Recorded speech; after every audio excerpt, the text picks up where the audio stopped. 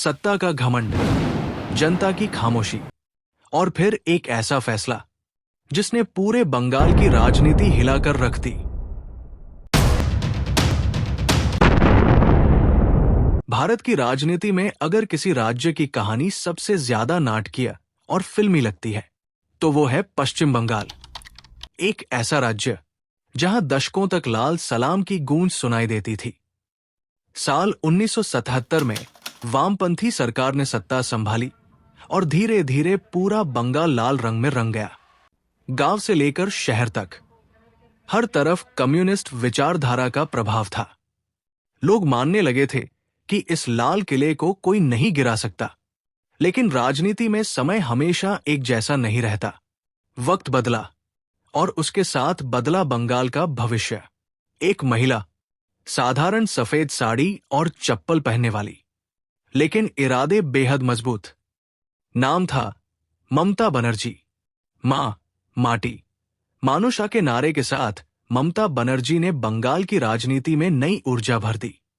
जनता बदलाव चाहती थी और यही बदलाव धीरे धीरे एक बड़े आंदोलन में बदल गया।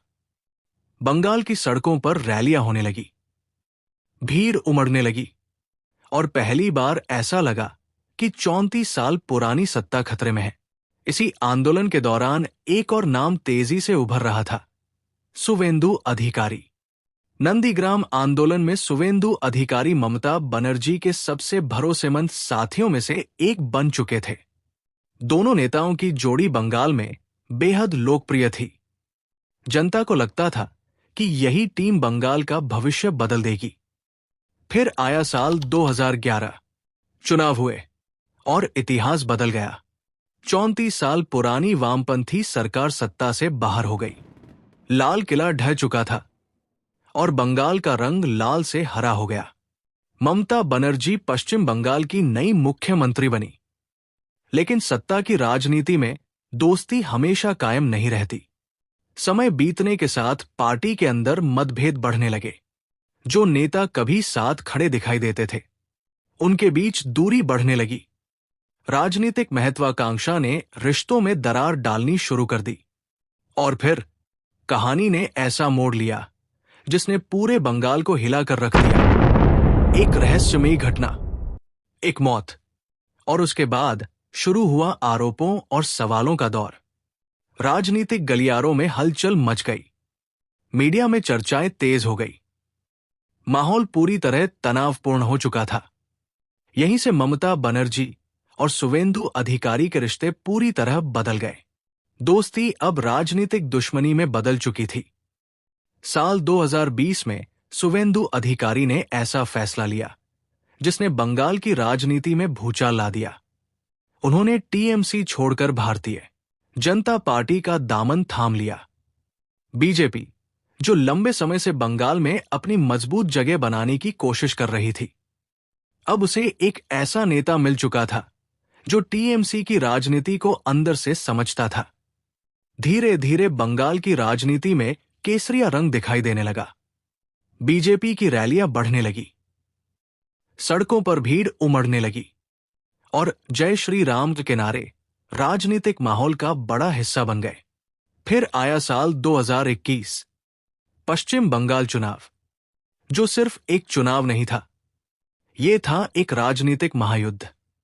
एक तरफ थी ममता बनर्जी, दूसरी तरफ थे उनके पुराने साथी सुवेंदु अधिकारी। और इस लड़ाई का सबसे बड़ा केंद्र बना नंदीग्राम। पूरा देश इस मुकाबले को देख रहा था। रैलियां, रोड शो, आरोप, जवाब, हर दिन बंगाल की राजनीति और गर्म होती जा रही थी। चुनावी माहौल किसी फिल्मी युद्ध से कम नहीं लग रहा था।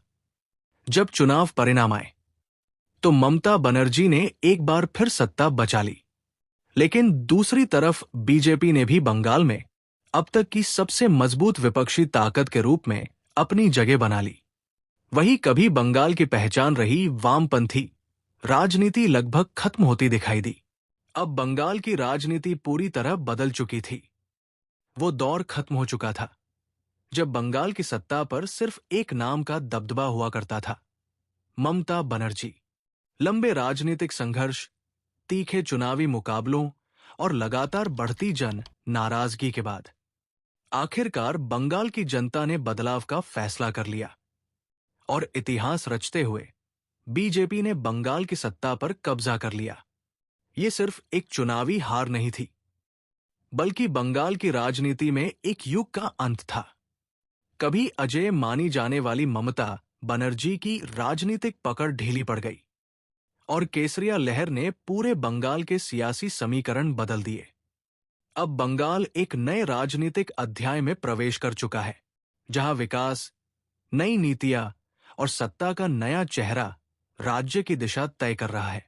लेकिन सवाल अब भी वही है, क्या बीजेपी बंगाल की उम्मीदों पर खरी उतर पाएगी या फिर बंगाल की राजनीति एक बार फिर करवट लेगी?